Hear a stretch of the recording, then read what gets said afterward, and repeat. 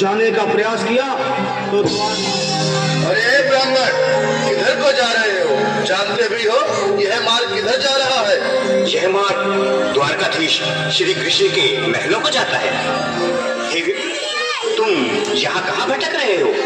ए भाई, जानता हूँ, ये मार्ग श्री कृष्ण के महलों को जाता है।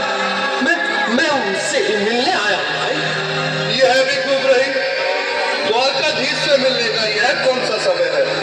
महाराज अभी दरबार में नहीं है। अरे पंडित जी, श्री कृष्ण अपने महल के शयन कक्ष में आराम कर रहे हैं।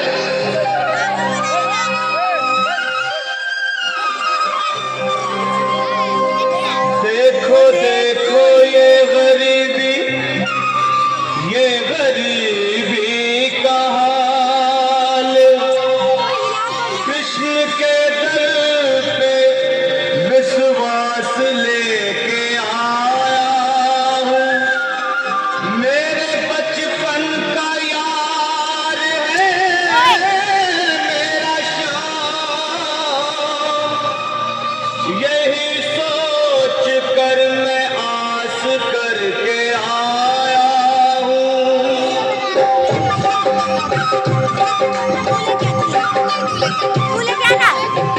अरे द्वारपालो, कन्हैया से कह दो, अरे द्वारपालो, कन्हैया से कह दो के दर पे सुदामा गरीब आ गया है, के दर पे सुदामा गरीब आ गया है।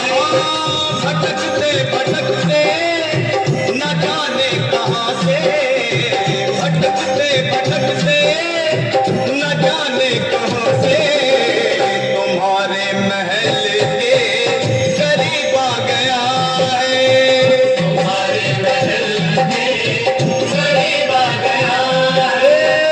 अरे द्वारपालो, कन्हैया से कह दो कि दर पे सुदामा गरीब आ गया है, दर पे सुदामा गरीब आ गया है। भाई द्वारपाल, मुझ पर दया करो भाई। बस तुम जाकर कन्हैया को ये बता दो कि उनका बाल सखा सुदामा मिलने आया है। मेरे इस फटे हाल पर मत जाओ भाई, तुम बस जाकर मेरा संदेश उस कृष्ण को दे दो, उस कृष्ण को दे दो भाई। क्या हंसी चट्टा करने को हमें मिले हैं? तुम चढ़े दीन निर्धन फटेहाल ब्राह्मण, तुम्हारे अंग अंग से गरीबी बदहाली झलक रही है। और कहा महाराज श्री कृष्ण, क्षमा करना पंडित जी, हमें अपने प्राणों से हाथ नहीं धोने जो तुम्हारा यह संदेश द्वारकाधीश तक पहुंचाए।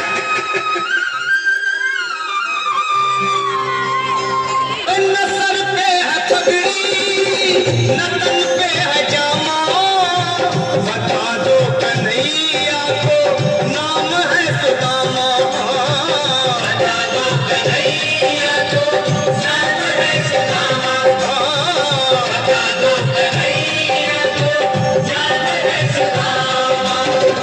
न सर पे है पगड़ी, न तन पे है जामा, बता दो कन्हैया को नाम है सुदामा। हो न सर पे है पगड़ी, न तन पे है जामा, बता दो कन्हैया को नाम है सुदामा। हो बता दो कन्हैया को नाम है सुदामा।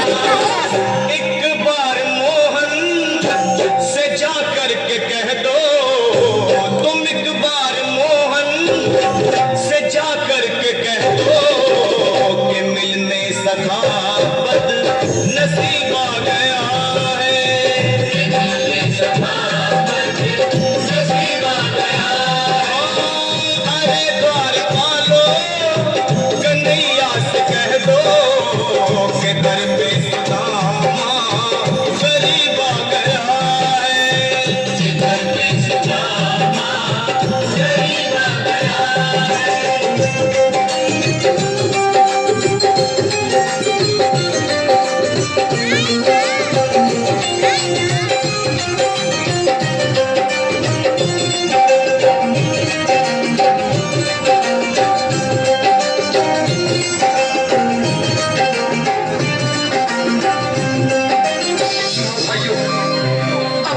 सुन लो, जब तक मेरा संदेश उस द्वारकाधीश तक नहीं पहुंचाती तब तक मैं यहीं बैठा हूं, चाहे मेरे भूख प्यास से प्राण ही क्यों न चले जाए।